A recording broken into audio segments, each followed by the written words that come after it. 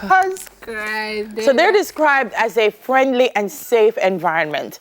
We're talking about special rooms that help children and other vulnerable victims of crime. Joining us to talk about the importance of these spaces is the Commissioner of Indicom Jamaica, Hugh Faulkner. Good morning. Welcome to Smile Jamaica. Right. Good morning, and thanks for having me. So first of all, the importance, which is where we started, of having a space like that for victims of crime. Right. Well, victims of crime, from time to time, they are requested to restate their encounter. Mm-hmm.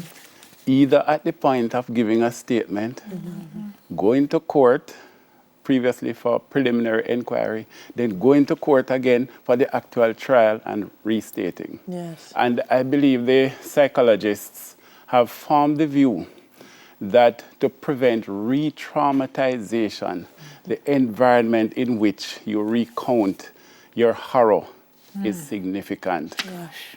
Yes. Or, I mean, what age group children are we talking about here, Sir Hugh? Right.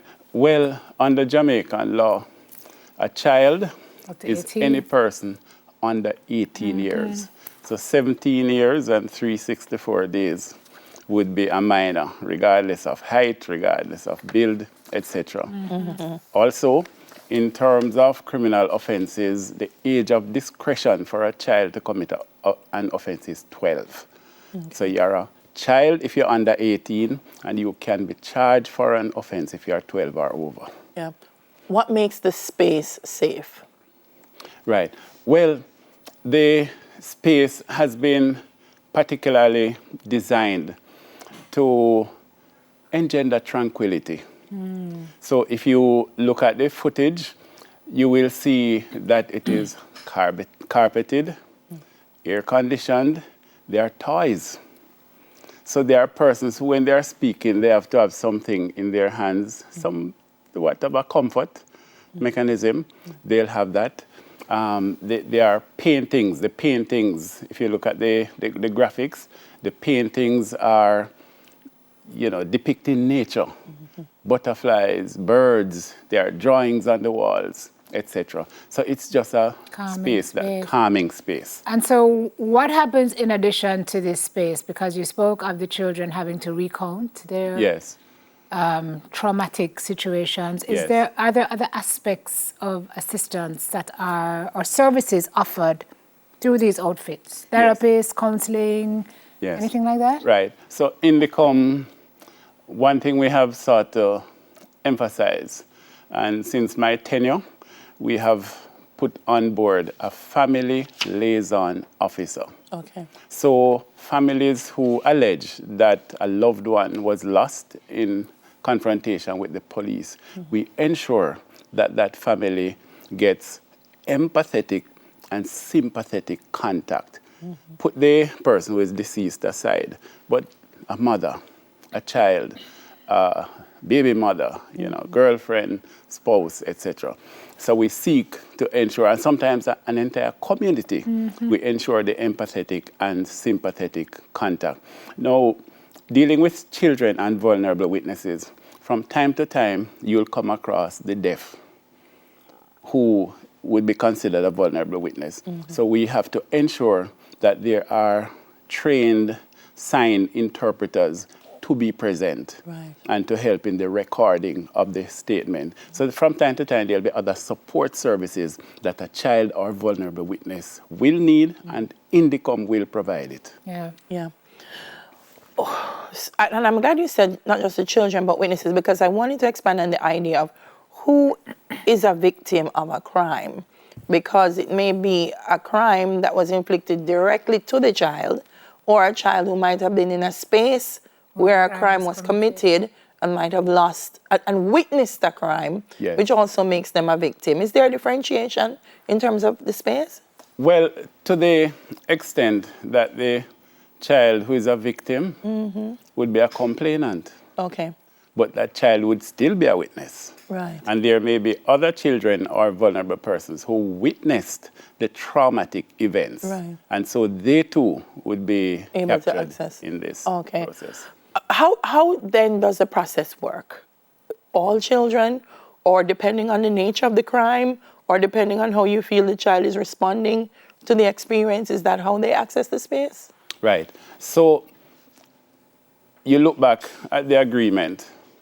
The agreement was signed in 2018 between the United States government through the State Department and our Ministry of Foreign Affairs. Okay. And the agreement is the Child Protection Compact. So once you fit the description of child, you will have access. Okay. Okay. So the Warnock group is the group that you worked with to effect this? Yes. Yeah. So this is a bilateral agreement, U.S., Jamaica, but the implementing group that ensures that these things are done, that the audio recording equipment for the interview room is there, is the Warnock group. Yeah. So they are the implementing agency. They're great people. I've done work with them before. Yes, indeed. And we have to utilize this forum, you would pardon me, yes, of for course, expressing thanks to the U.S. government, the Warnock group, and the Jamaican government for signing this, this compact. It will affect not only Indicom, but even children who go to Sissoko, etc. They also have child-friendly spaces. But also the arrangement goes further because the Warnock group has worked closely with the Indicom officers. Yes. So they're going to upskill them, train them as well to be able to... We have been beneficiaries of training. Excellent. Indicom, we get, over the last 2 years, more than 1,000 complaints per year, which is the highest in our history. And so our investigators are always in the field, where there's a shooting, where there's a homicide, etc. So our investigators are trained to detect in the community if there's any incident of child trafficking, etc. So we are on the cutting edge of the identification, and the training that was provided for us help us to detect these things and to know what is the response to give. All right.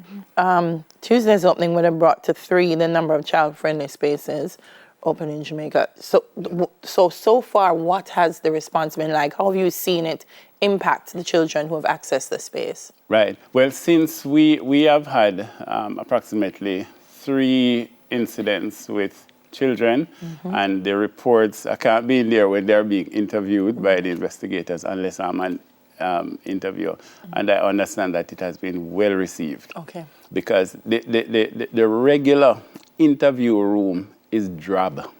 Can imagine. I mean, we've seen, I think an interview room, I think about what's on TV. A desk. Yeah. Cold. Cold. Yeah. Cold.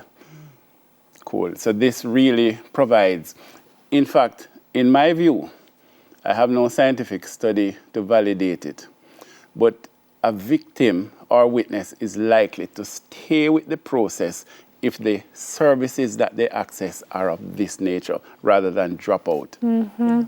Sometimes they get tired of just recounting what had happened. Do you have other methods? Like, I see sometimes they implement like art therapy, so you ask the kids to draw, or is there, other than the one-on-one questioning, the hard questioning, and the conversation, are there other methods that are employed? Yes, that is available to the children if they, want to utilize their pen or pencil to, So it is aimed at just accommodating the witness. Gosh, all right. I feel so badly for the kids. Our kids are really going through it, I'm telling you. Yes, indeed. And so far, Indicom officers were sensitized that where we observe, so remember, our main mandate is to investigate offenses or allegations against the security forces.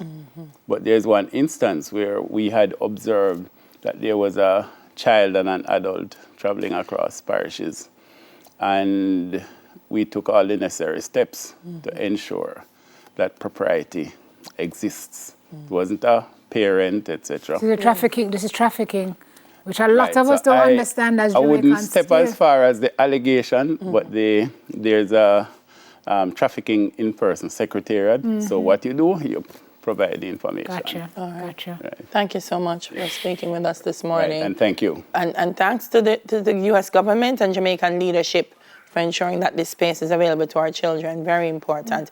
Commissioner of Indicom Jamaica, Hugh Faulkner. Yeah. After the break, we hear the story of a young lady who is surviving